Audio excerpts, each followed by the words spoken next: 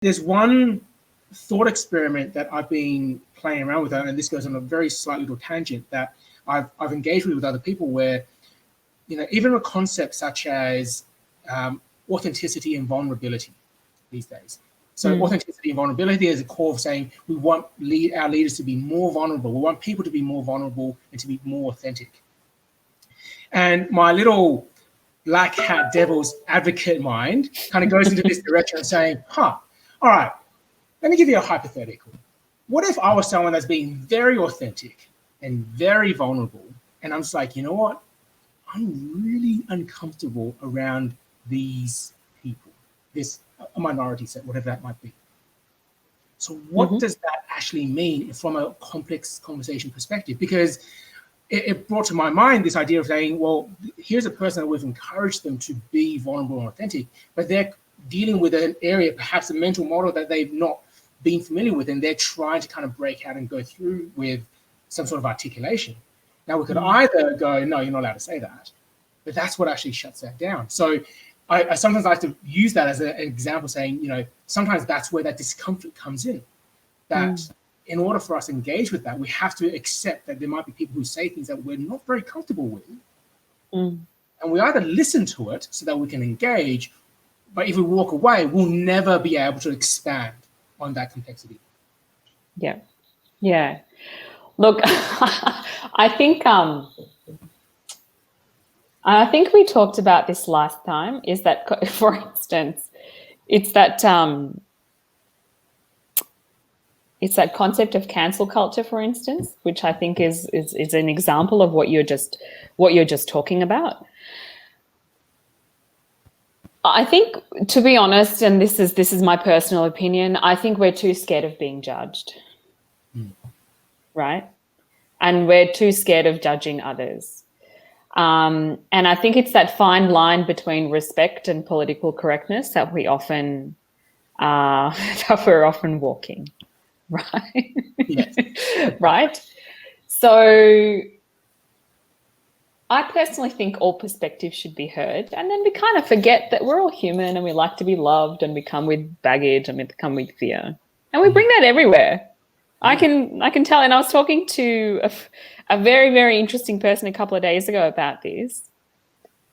If you're having some kind of issue, for instance, in a work situation, right, whether it's yourself or it's triggered by others, it's likely that those triggers that bring you discomfort are triggers that are going to bring you discomfort, say, in a personal perspective as well, right?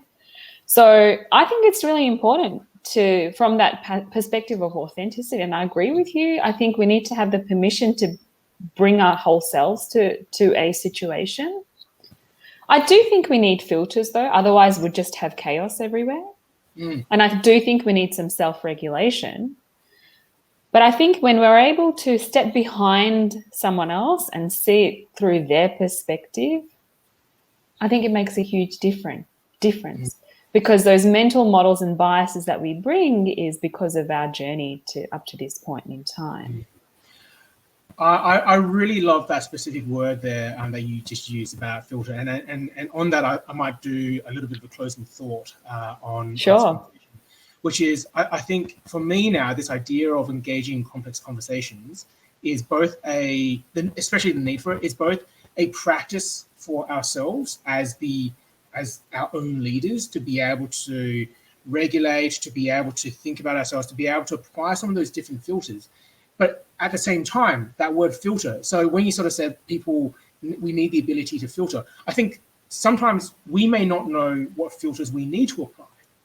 And the only way we can do that is sometimes through having complex conversations with others and being able to kind of expand through that. Yeah. And for other people, and to be able to say, I can only filter as far as I have experience.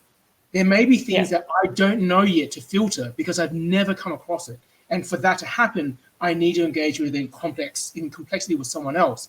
And I ask for help from others to help me go, oh, now I see there's a filter there that I wasn't even aware of.